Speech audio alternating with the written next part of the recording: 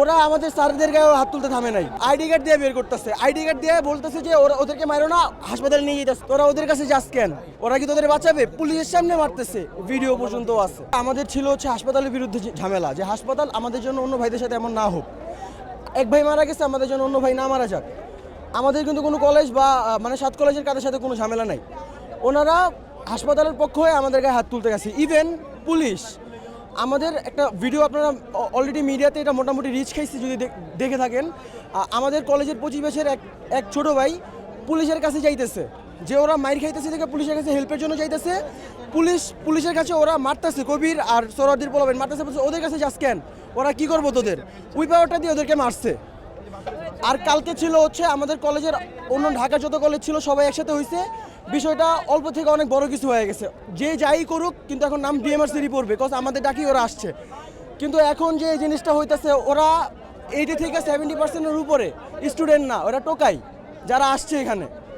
আর কলেজের অবস্থা তো দেখতেছি না কি অবস্থা। এখন আমরা হচ্ছে আমাদের কলেজ কীভাবে প্রোটেক্ট করা যায়, অলরেডি অবস্থা খারাপ, নষ্ট হয়ে গেছে, তাও আমরা চাইতেছি যে আমরা যেভাবে পারি আমাদের জিনিসটাকে বাঁচাই।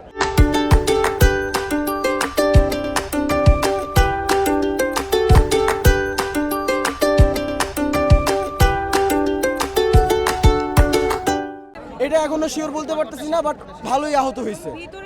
ভিতরে কিছু না, ইভেন আমাদের কলেজের স্যাররা এই মাত্র মানে ওদেরকে যারা পাইতেছে ওদের গায়ে হাত তুলেছে। আমাদের স্যাররা মানে এমন প্রোটেক্টেড, ওদেরকে বাঁচিয়ে নিয়ে যেতেছে। ওরা আমাদের স্যারদের গায়ে হাত তুলতে থামে নাই, আইডি কার্ড দিয়ে বের করতেছে, আইডি কার্ড দিয়ে বলতেছে যে ওদেরকে মারো না, হাসপাতালে নিয়ে যেতেছে। ইভেন একটু আগেও স্যার দুইটা নিয়ে গেল, দুজন স্টুডেন্টকে।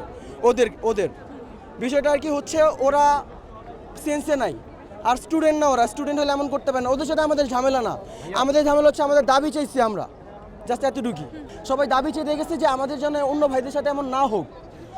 জিনিসটা যাই হয়েছে, কিন্তু নাম তো এখন একজনের, ডিএমআরসির। আর ফার্স্টে জিনিসটা শান্তিপূর্ণভাবেই হইতে চেয়েছিল।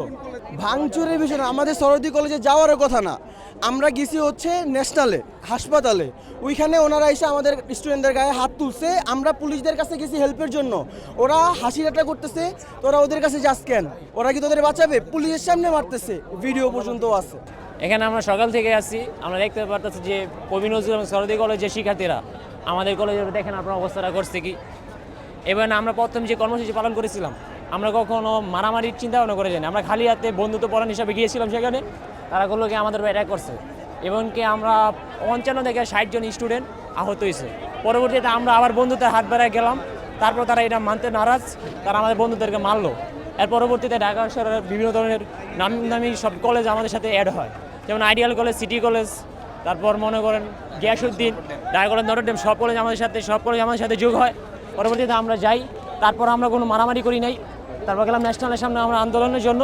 পরবর্তীতে দেখলাম যে একদল স্টুডেন্ট, মানে এগুলো সরোদি কলেজের স্টুডেন্ট, তারা আমাদের উপরে ককটেল ফিকা মারলো, তারপর বিভিন্ন ধরনের আঘাত করলে, এতে আইডিয়াল কলেজের অনেকগুলো স্টুডেন্ট মানে আহত হয়।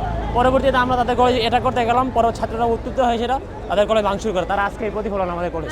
প্রথম দিন আমরা যখন আন্দোলন করতে যাই, তখন এই যে কবি নজরুলের এবং সরোদির ছাত্ররা আমাদেরকে এটা করে। এটার ভিত্তিতে আমরা গিয়েছিলাম, ওই যে আমাদের বন্ধু অভিজিৎ, সে এখানে ভুল চিকিৎসার কারণে মারা যায়।